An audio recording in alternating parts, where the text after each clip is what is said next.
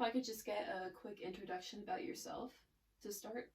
Hi, my name is Rachel Kingston. I was a gifted kid when I was younger. I was very academically talented. And I did dance for many years. I think I started when I was 9.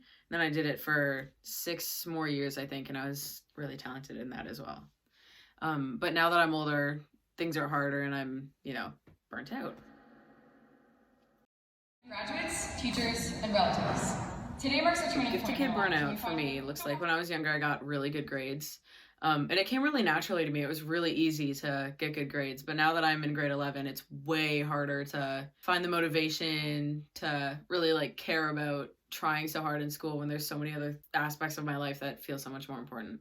I'm more focused on my relationship with friends and actually money. A lot of it's money and working outside of school.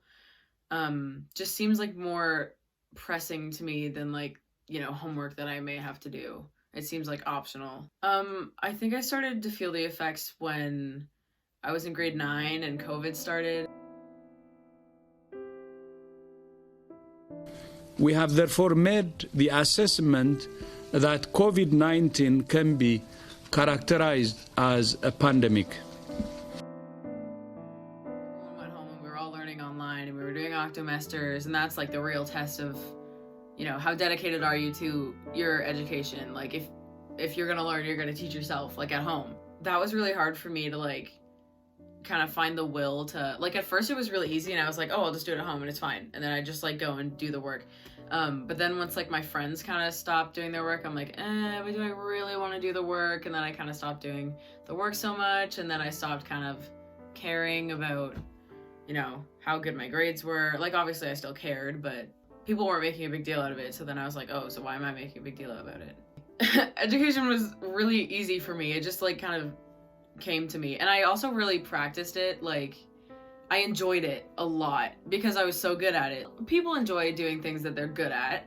And I was good at basically all aspects of school. So I was I love doing this. And then I'd go and I'd have a good time, and the atmosphere in school was really nice, and my teachers loved me and I had lots of friends, and it was my ambition was to get other people to people being oh, you're so smart, oh, you did so good on this, and that was really validating to me. So that's where my drive was. Some people just seeing the high numbers, but I liked the reaction that everybody gave me. I know what a good grade is. I know what a good grade is. So the number definitely matters. Say everybody in the class got a 70 and I got an 89. I would be proud of that because it's way obviously it was a hard, assignment or quiz or test or whatever. Yeah, it's just relative to how well everybody else did. People would, make me feel validated by telling me, oh, you're perfect. You're just perfect. You're so good at this. You're just perfect. And that made me feel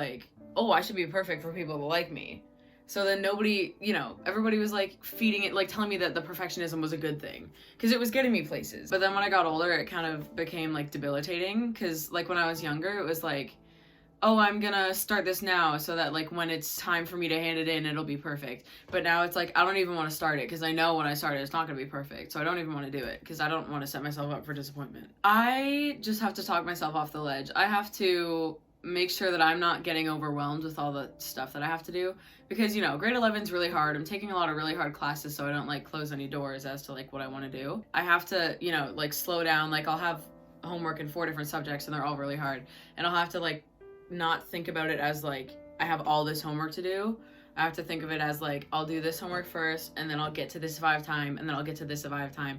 I have to make a list of priorities. I can't do it all at once. Mm-hmm. So I just need to take it subject by subject, just not to overwhelm myself and accept help if I need it. When I was younger, I used to be too big for my britches. I was I don't need help from other people. I'm smart enough to do this by myself. But now that I need help, I need to be big enough to accept help. You don't choose the hard stuff, right? You have one teacher, basically a homeroom teacher, all day in middle school and elementary school. So they can adjust the amount of homework that you have for the day. When you're in high school, it's 4 different teachers who don't know what the heck is going on in the rest of your day. They don't know how to gauge how much time you have. Just gifted right now, who may experience burnout later. Yeah.